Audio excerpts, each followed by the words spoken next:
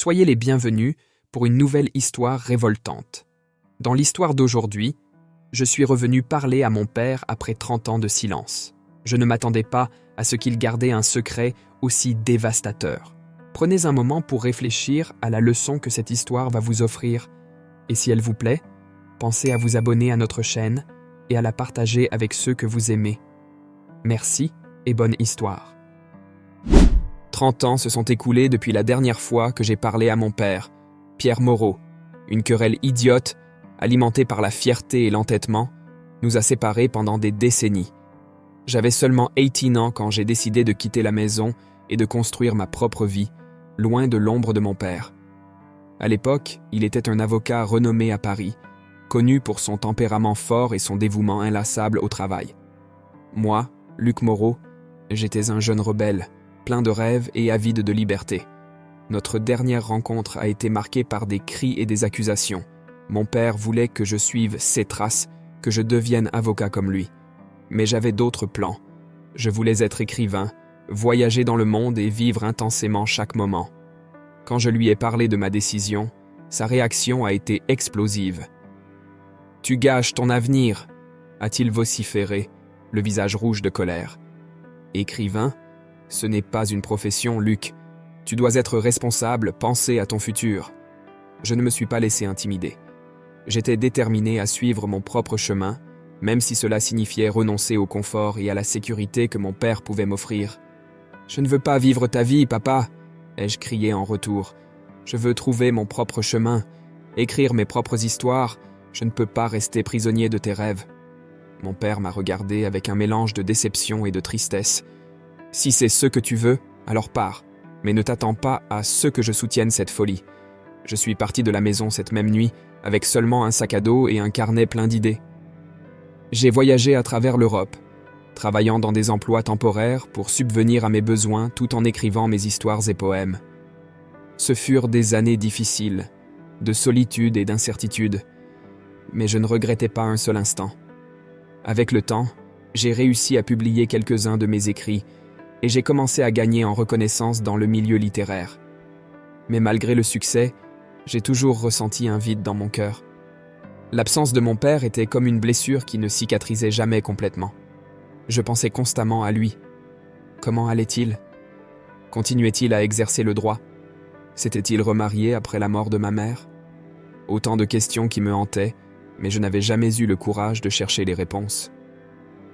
Jusqu'à ce qu'une nuit froide d'hiver, 30 ans après notre séparation, quelque chose change. J'étais dans mon appartement à Paris, travaillant sur mon dernier roman, quand une étrange sensation m'envahit. C'était comme si une force invisible me poussait à agir, à affronter mes peurs et à aller retrouver mon père. Je savais qu'il avait déménagé à Bordeaux des années auparavant, après sa retraite. Le cœur battant, j'achetai un billet de train et partis vers ma destination. Pendant que le train traversait les champs verts de France, 1000 pensées traversèrent mon esprit. Comment serait notre retrouvailles après tant de temps ? Me reconnaîtrait-il ? Gardait-il encore des rancunes du passé ? Je ne savais pas à quoi m'attendre, mais j'étais déterminé à le découvrir. Après tout, 30 ans de silence, c'était trop long pour qu'une famille reste séparée. Après un long voyage en train, j'arrivai enfin à Bordeaux. La ville était encore plus charmante que je l'avais imaginé, avec ses rues étroites pavées de pierre et ses bâtiments historiques en pierre calcaire. L'air était imprégné de l'arôme des raisins mûrissant dans les vignobles proches, me rappelant que j'étais au cœur de la région viticole de la France. Alors que je marchais dans les rues, une mixture d'anxiété et d'attente grandissait en moi. Chaque pas me rapprochait du moment que j'avais attendu pendant des décennies, les retrouvailles avec mon père. J'avais obtenu son adresse grâce à un vieil ami de la famille, mais je n'avais aucune idée de ce que je trouverais en arrivant là-bas. Mon esprit était plein de questions sans réponse. Comment réagirait-il en me voyant après tout ce temps ? Se souvenait-il encore de moi ? Et s'il avait refait sa vie et ne voulait plus rien avoir à faire avec moi ? Cette pensée me tourmentait pendant que je naviguais dans les ruelles sinueuses de Bordeaux. Enfin, j'arrivai à la rue Saint-Rémy, où mon père supposément vivait. C'était une rue tranquille, bordée de vieux bâtiments avec des balcons ornés et des fenêtres à volets de bois. Je vérifiai l'adresse une fois de plus et, le cœur battant, je m'approchai du bâtiment numéro 27. J'hésitais un moment avant de sonner. Ma main tremblait légèrement et je pouvais sentir la sueur couler sur mon front malgré l'air froid. Après ce qui sembla une éternité, j'entendis des pas se rapprocher de la porte. Quand la porte s'ouvrit, je restai sans voix. Là, devant moi, se tenait mon père, Pierre Moreau. Il était plus vieux, ses cheveux complètement gris et son visage marqué par de profondes rides. Mais ses yeux bleus perçants que j'admirais tant quand j'étais enfant, avaient croisé toujours le même éclat intense. « Luc » murmura-t-il, la voix tremblante d'émotion. « C'est vraiment toi ?» Je ne pouvais pas parler. Les mots restaient coincés dans ma gorge, étouffés par la vague de sentiments qui m'envahissait. Au lieu de cela, j'acquiesçais simplement, sentant les larmes commencer à se former dans mes yeux. Mon père me regarda pendant un long moment, comme s'il essayait d'absorber chaque détail de mon apparence. Puis, sans avertissement, il me tira dans une étreinte serrée. Je sentis ses bras m'envelopper et la chaleur de son corps contre le mien. L'odeur familière de son parfum, un mélange de tabac et de vieux livres, me ramena à mon enfance. « Mon fils » murmura-t-il, la voix étranglée. « Mon cher fils, tu m'as tellement manqué. » À ce moment-là, toutes nos différences et nos malentendus semblaient insignifiants face à l'amour qui existait encore entre nous. Je me permis de m'immerger dans cette étreinte, laissant les larmes couler librement sur mon visage. Après 30 ans, j'étais enfin de retour à la maison. Après notre étreinte émouvante, mon père m'invita à entrer dans son appartement. C'était un espace accueillant, avec des meubles en bois sombre et des étagères remplies de livres. Les murs étaient décorés de peintures à l'huile de paysages de Bordeaux, et une douce mélodie de jazz flottait dans l'air, venant d'un vieux tourne-disque dans un coin de la pièce. Nous nous assîmes dans des fauteuils en cuir opposés, avec une petite table basse entre nous. Un silence inconfortable planait sur la pièce, alors que nous cherchions les mots justes pour entamer cette conversation si nécessaire. Je pouvais sentir la tension dans l'air, des décennies de ressentiments non résolus et de questions sans réponse flottant entre nous comme un brouillard épais. Ce fut mon père qui brisa finalement le silence. Il se pencha en avant, les coudes appuyés sur ses genoux, et me regarda directement dans les yeux. « Luc, je ne sais même pas par où commencer, » dit-il, la voix tremblante d'émotion. « Toutes ces années, j'ai porté le poids de ma fierté et de mon entêtement. J'ai été un idiot de laisser notre malentendu nous séparer pendant si longtemps. » J'avalais difficilement, sentant une boule se former dans ma gorge. Voir mon père, toujours si fort et inébranlable, admettre ses erreurs était quelque chose que je n'aurais jamais pensé voir. « Papa, j'ai aussi fait des erreurs. » réussis-je à dire, ma voix presque un murmure. « J'ai été impulsif, et je n'ai pas pris en compte tes sentiments. J'aurais dû essayer de comprendre ton point de vue, au lieu de simplement fuir. » Mon père secoua la tête, un sourire triste aux lèvres. « Nous avons tous les deux été trop têtus pour notre propre bien, mais ce qui importe maintenant, c'est que tu es là. Après toutes ces années, mon fils est revenu à la maison. » Je sentis les larmes revenir se former dans mes yeux. La sincérité dans les mots de mon père était palpable, et je pouvais sentir l'amour et le regret émaner de lui par vagues. « Tu m'as manqué, papa, » avouai-je, la voix étranglée par l'émotion. « Il y a eu tant de moments où j'aurais voulu que tu sois là, pour partager mes joies et mes peines. Je me suis toujours demandé si tu pensais encore à moi, si tu te souciais encore. » Mon père se leva et vint s'asseoir à côté de moi, posant une main réconfortante sur mon épaule. « Il n'y a pas eu un seul jour où je n'ai pas pensé à toi, Luc. Tu as toujours été dans mon cœur, même quand la distance nous séparait. J'ai suivi ta carrière d'écrivain de loin, en silence, toujours en train de te soutenir. » Cette révélation me surprit. Je n'avais aucune idée que mon père avait suivi mon parcours toutes ces années. Savoir qu'il se souciait de moi, même après tout ce qui s'était passé, fit naître en moi une chaleur que je n'avais pas ressentie depuis longtemps. Nous restâmes là, côte à côte, laissant les larmes couler librement pendant que nous parlions. Nous avons discuté des années perdues, des erreurs que nous avons commises et des regrets que nous portons. Mais par-dessus tout, nous avons parlé de l'amour qui n'a jamais cessé d'exister entre nous, malgré la distance et le temps. Cette conversation fut le premier pas vers la guérison des blessures du passé. Nous savions que nous avions encore un long chemin à parcourir, mais nous étions prêts à faire l'effort. Après tout, nous avions une seconde chance, et nous n'allions pas la gâcher. Alors que mon père et moi continuions notre conversation, Plongeant de plus en plus dans les profondeurs de nos émotions et souvenirs, quelque chose changea dans son expression. Le sourire doux qui avait orné son visage pendant notre réconciliation disparut soudainement, remplacé par une ombre d'appréhension. Il détourna le regard, le fixant sur la fenêtre, comme s'il rassemblait le courage de dire quelque chose. Je ressentis un frisson parcourir ma colonne vertébrale. Le changement soudain dans l'atmosphère de la pièce était palpable, et je savais que quelque chose de significatif allait être révélé. Mon cœur se mit à battre plus vite, et ma bouche devint sèche d'anxiété. « Luc, il y a quelque chose que je dois te dire, » dit enfin mon père, sa voix basse et hésitante. « Quelque chose que j'aurais dû dire il y a longtemps, mais je n'en ai jamais eu le courage. » Il prit une profonde inspiration, comme si le poids du monde pesait sur ses épaules.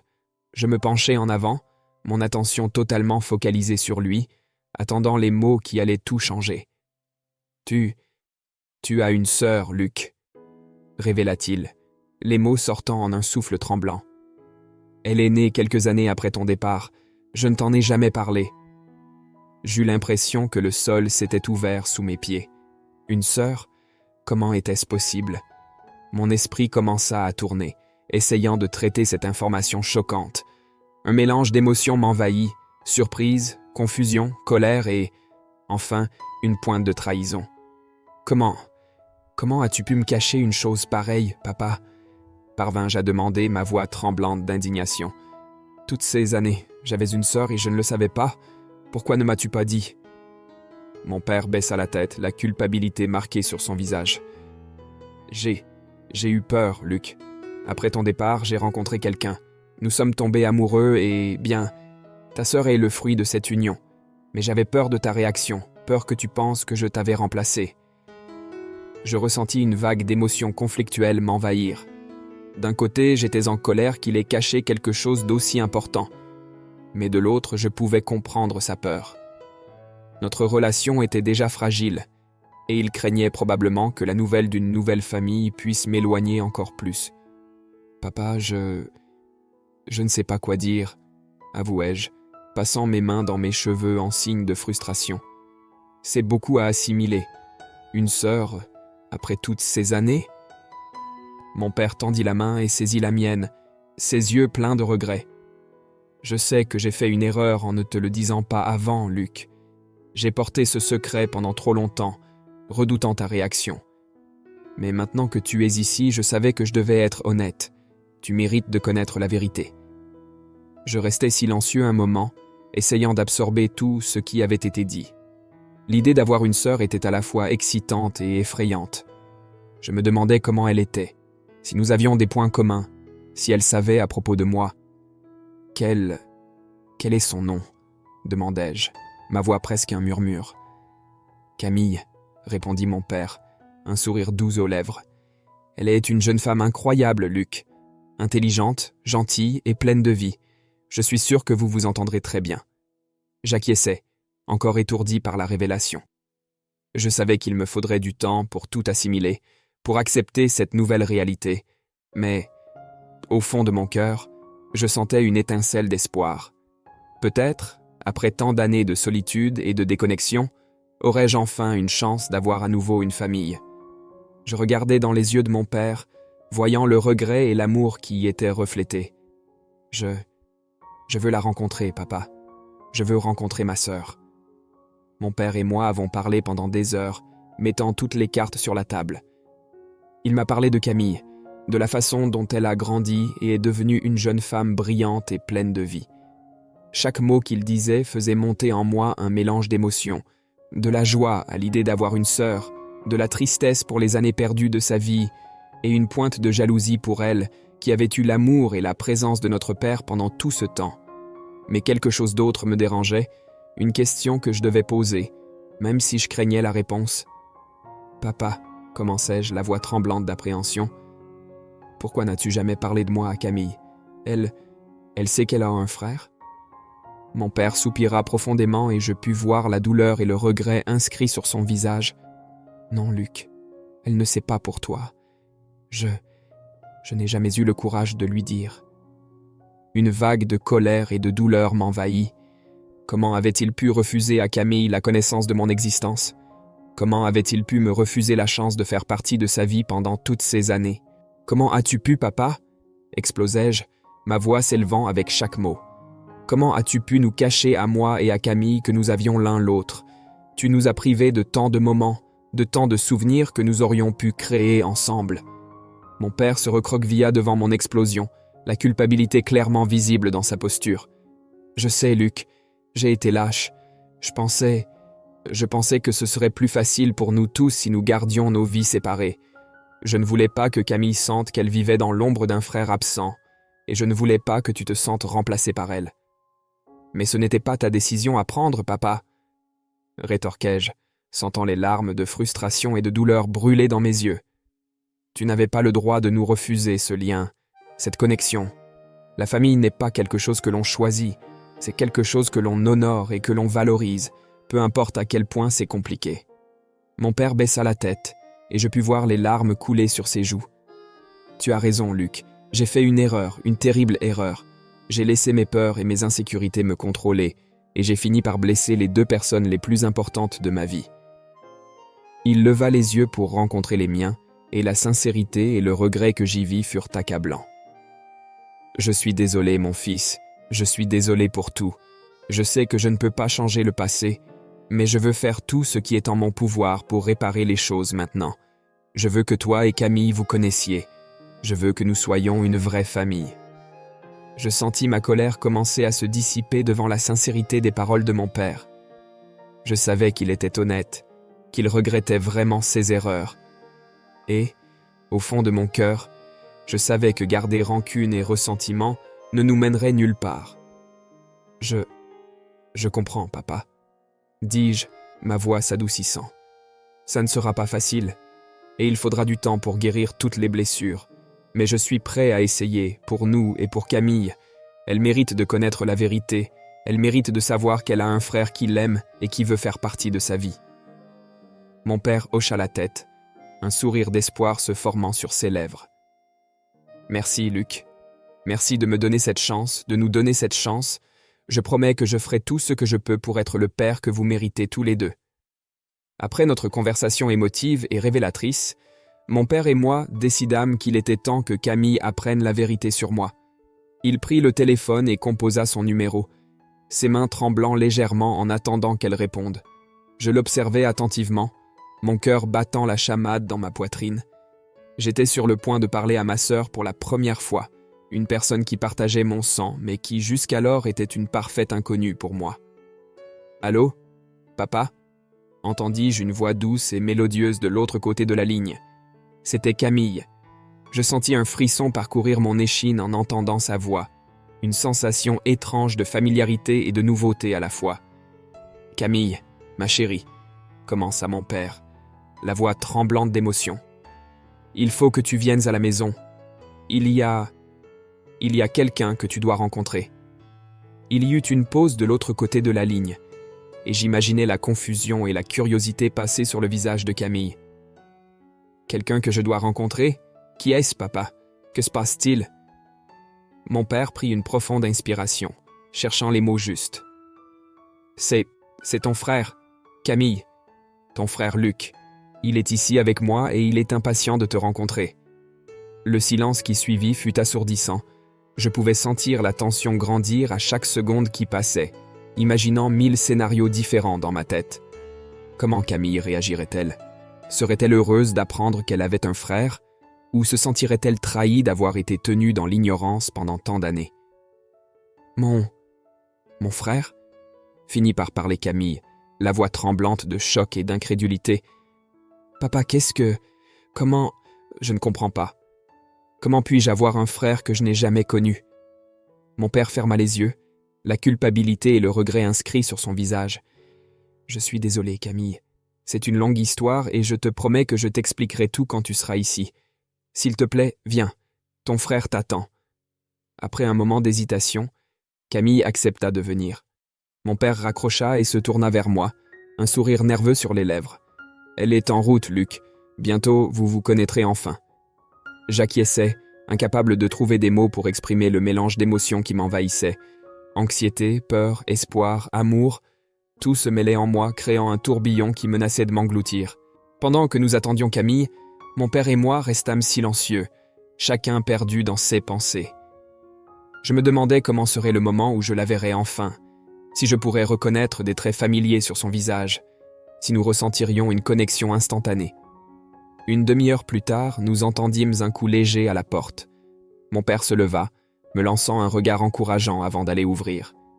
Je me levai aussi, mes jambes tremblantes et mon cœur battant si fort que j'étais sûr qu'il pouvait être entendu de l'autre côté de la pièce. La porte s'ouvrit, et pendant un moment, le temps sembla se figer. Là, debout sur le seuil, se tenait Camille. Elle était magnifique, avec de longs cheveux bruns et des yeux verts perçants, si semblables à ceux de notre père. Elle me regarda, les yeux écarquillés de surprise et d'émotion. « Luc » murmura-t-elle, la voix tremblante. Je fis un pas en avant, un sourire hésitant sur les lèvres. « Bonjour Camille, c'est un plaisir de te rencontrer enfin. » Et puis, sans avertissement, Camille se jeta dans mes bras, m'enlaçant dans une étreinte serrée. Je la serrai en retour, sentant les larmes couler sur mes joues alors que l'émotion du moment m'envahissait. Là, dans cette étreinte, je sus que, malgré toutes les blessures et les secrets du passé, il y avait de l'espoir pour l'avenir. Camille et moi avions beaucoup à découvrir l'un sur l'autre, beaucoup d'histoires à partager et beaucoup de moments à rattraper. Après l'étreinte émouvante avec Camille, nous nous assîmes tous dans le salon, un silence lourd planant dans l'air. Mon père était visiblement nerveux, se tordant les mains sur ses genoux en essayant de trouver les mots justes pour commencer à expliquer toute la situation. Camille, quant à elle, alternait son regard entre nous deux, ses yeux verts pleins de confusion et d'anxiété. « Papa, Luc, que se passe-t-il? Comment est-il possible que j'ai un frère que je n'ai jamais connu ?» Mon père prit une profonde inspiration, regardant Camille avec une expression de profond regret. « Camille, mon amour, j'ai commis une terrible erreur. J'ai caché l'existence de Luc à toi pendant toutes ces années, et il n'y a aucune excuse pour cela. » Camille écarquilla les yeux, le choc et la douleur inscrits sur son visage. « Comment as-tu pu faire ça, papa? Comment as-tu pu me cacher quelque chose d'aussi important? J'avais le droit de savoir que j'avais un frère. » Les larmes commencèrent à couler sur les joues de Camille, et je sentis mon cœur se briser en la voyant si blessée. Je voulais la serrer à nouveau dans mes bras, la réconforter d'une manière ou d'une autre, mais je savais qu'elle devait entendre la vérité de la bouche de notre père. Je sais, Camille, j'ai été lâche, un idiot. J'ai laissé mes peurs et mes insécurités me contrôler, et j'ai fini par blesser profondément toi et Luc, dit mon père, la voix brisée par l'émotion. Quand Luc est parti, il y a tant d'années, je pensais que ce serait mieux pour nous tous de continuer nos vies séparées. Je pouvais sentir la colère monter en moi à nouveau, mais j'essayais de me contrôler. Papa, tu n'avais pas le droit de prendre cette décision pour nous. Camille et moi méritions de savoir l'un sur l'autre. Nous méritions d'avoir la chance de nous connaître et de construire une relation. Camille se tourna vers moi, les yeux rouges et pleins de larmes. Luc, je ne sais pas quoi dire. Toutes ces années, j'ai eu l'impression qu'il manquait quelque chose dans ma vie, comme s'il y avait un vide que je ne pouvais pas combler. Et maintenant, je découvre que j'ai un frère. C'est tellement surréaliste. Je tendis ma main et pris la sienne, la serrant doucement. Je sais, Camille, c'est beaucoup à assimiler, mais je suis tellement heureux d'avoir enfin la chance de te connaître. Même si nous avons perdu tant d'années, je veux construire une relation avec toi, si tu me le permets. Camille hocha la tête, un sourire tremblant se formant sur ses lèvres. Je veux ça aussi, Luc. Je veux te connaître. Je veux tout savoir sur ta vie. Nous avons beaucoup de temps à rattraper. Notre père nous observait, les larmes coulant sur son visage. Je suis désolé, mes enfants. Je suis désolé d'avoir été si égoïste, de vous avoir refusé la chance d'être une famille. Je ne m'attends pas à ce que vous me pardonniez facilement, mais je veux faire tout ce qui est en mon pouvoir pour réparer les choses. Camille et moi avons échangé un regard, une compréhension silencieuse passant entre nous. Nous savions que ce ne serait pas facile, qu'il y avait beaucoup de blessures à guérir et beaucoup de confiance à reconstruire. Mais à ce moment-là, nous étions prêts à essayer. Papa, commença Camille, sa voix douce mais ferme, ce que tu as fait nous a profondément blessés. Il faudra du temps pour guérir ces blessures, pour apprendre à faire de nouveau confiance. Mais nous sommes prêts à essayer, n'est-ce pas, Luc? J'acquiesçai, un sourire sincère se formant sur mes lèvres. Oui, nous le sommes. Nous sommes une famille, après tout. Et la famille surmonte tout, ensemble. Mon père nous regarda avec un mélange de soulagement et de gratitude, les larmes coulant encore sur son visage. Merci de me donner cette chance. Je vous aime tous les deux plus que tout au monde, et je promets que je ferai tout ce que je peux pour être le père que vous méritez. À ce moment-là, avec les émotions à fleur de peau et les vérités révélées, je sentis que nous faisions un pas crucial vers la guérison. Ce serait un long chemin, plein de hauts et de bas, mais nous étions déterminés à le parcourir ensemble. Camille, notre père et moi, nous étions une famille. Et malgré toutes les erreurs et les secrets du passé, nous avions l'un l'autre. Et cela, je le réalisais, était ce qui comptait vraiment. Après l'étreinte émotive avec Camille, nous nous sommes tous assis dans le salon, un silence lourd flottant dans l'air. Mon père était visiblement nerveux, tordant ses mains sur ses genoux tout en essayant de trouver les mots justes pour commencer à expliquer toute la situation. Camille, quant à elle, alternait son regard entre nous deux, ses yeux verts pleins de confusion et d'anxiété. « Papa, Luc, que se passe-t-il? Comment est-il possible que j'aie un frère que je n'ai jamais connu ?» Mon père respira profondément, fixant Camille avec une expression de profond regret. « Camille, mon amour, j'ai commis une erreur terrible. J'ai caché l'existence de Luc pendant toutes ces années et il n'y a pas d'excuse pour cela. » Camille ouvrit grand les yeux, le choc et la douleur se lisant sur son visage. « Comment as-tu pu faire cela, papa? Comment as-tu pu cacher quelque chose d'aussi important pour moi? J'avais le droit de savoir que j'avais un frère. » Les larmes commencèrent à couler sur les joues de Camille et je sentis mon cœur se briser en la voyant si blessée. Je voulais la serrer dans mes bras à nouveau, la réconforter d'une manière ou d'une autre, mais je savais qu'elle avait besoin d'entendre la vérité de notre père. « Je sais, Camille, j'ai été un lâche, un imbécile. J'ai laissé mes peurs et mes insécurités me contrôler, et j'ai fini par vous blesser profondément, toi et Luc, » dit mon père, sa voix étouffée par l'émotion. Quand Luc est parti, il y a tant d'années, j'ai pensé que ce serait mieux pour nous tous si nous continuions nos vies séparées. Je pouvais sentir la colère monter en moi à nouveau, mais j'essayais de me contrôler. Papa, tu n'avais pas le droit de prendre cette décision pour nous. Camille et moi méritions de savoir l'un sur l'autre. Nous méritions d'avoir la chance de nous connaître et de construire une relation. Camille se tourna vers moi, ses yeux rouges et pleins de larmes. Luc, je ne sais pas quoi dire. Toutes ces années, j'ai ressenti comme s'il manquait quelque chose dans ma vie, comme s'il y avait un vide que je ne pouvais pas combler. Et maintenant, je découvre que j'ai un frère. C'est tellement irréel. Je tendis la main et serrai la sienne, la pressant doucement. Je sais, Camille, c'est beaucoup à assimiler, mais je suis tellement heureux d'avoir enfin la chance de te connaître. Même si nous avons perdu tant d'années, je veux construire une relation avec toi, si tu me le permets. Camille acquiesça, un sourire tremblant se formant sur ses lèvres. Je veux cela aussi, Luc. Je veux te connaître, je veux tout savoir de ta vie. Nous avons beaucoup de temps à rattraper. Notre père nous observait, les larmes coulant sur son visage. Je suis désolé, mes enfants. Je suis désolé d'avoir été si égoïste, de vous avoir nié la chance d'être une famille. Je ne m'attends pas à ce que vous me pardonniez facilement, mais je veux faire tout ce qui est en mon pouvoir pour arranger les choses.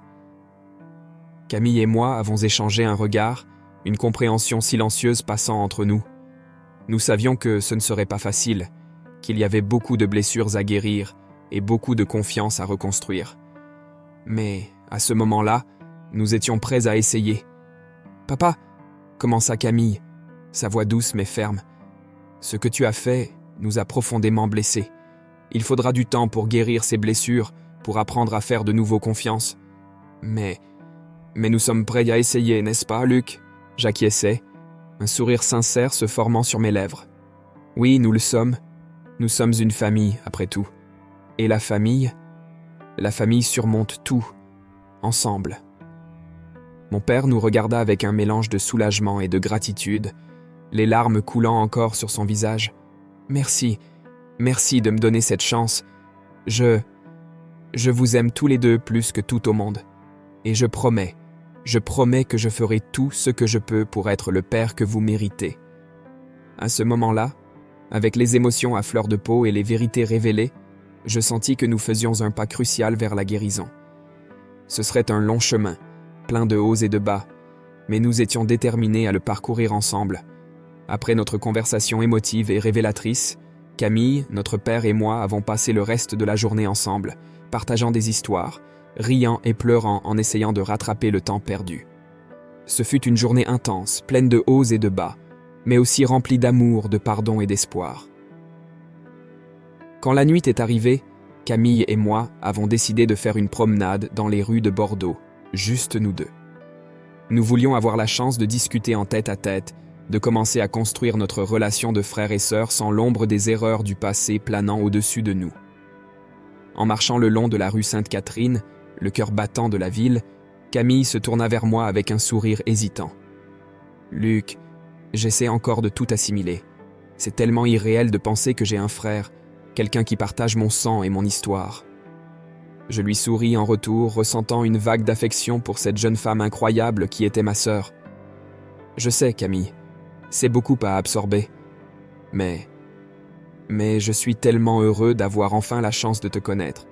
J'ai l'impression qu'une partie de moi qui manquait depuis toujours s'est enfin mise en place. » Camille acquiesça, ses yeux brillants de larmes non versées. « Je ressens la même chose, Luc. C'est comme si j'avais trouvé une pièce du puzzle que je ne savais même pas chercher. » Nous avons continué à marcher, le silence entre nous étant confortable et réconfortant. Soudain, Camille s'arrêta, son regard fixé sur un petit café de l'autre côté de la rue. « Luc, voudrais-tu prendre un café avec moi, je pense que nous avons besoin d'un moment pour nous, pour discuter et mieux nous connaître. » Je souris, ressentant une vague de gratitude et d'amour pour ma sœur. « J'adorerais, Camille, allons-y. » Nous sommes entrés dans le café accueillant, l'arôme des grains de café fraîchement moulus et des croissants frais nous enveloppant comme une étreinte chaleureuse. Nous nous sommes assis à une table près de la fenêtre, nos yeux se rencontrant avec un mélange d'émotions. « Luc, » commença Camille, sa voix douce et hésitante, « je veux que tu saches que, malgré toutes les années que nous avons perdues, je suis déterminé à construire notre relation.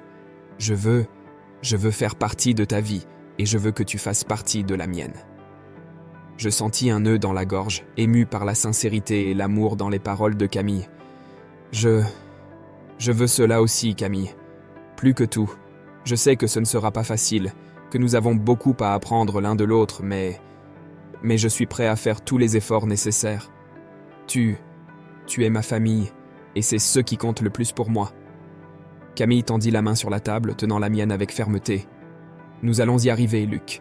Pas à pas, jour après jour, nous allons guérir les blessures du passé et construire un avenir ensemble, comme des frères et sœurs. Je serrai sa main en retour, ressentant une vague d'espoir et de détermination m'envahir. Oui, Camille, comme des frères et sœurs.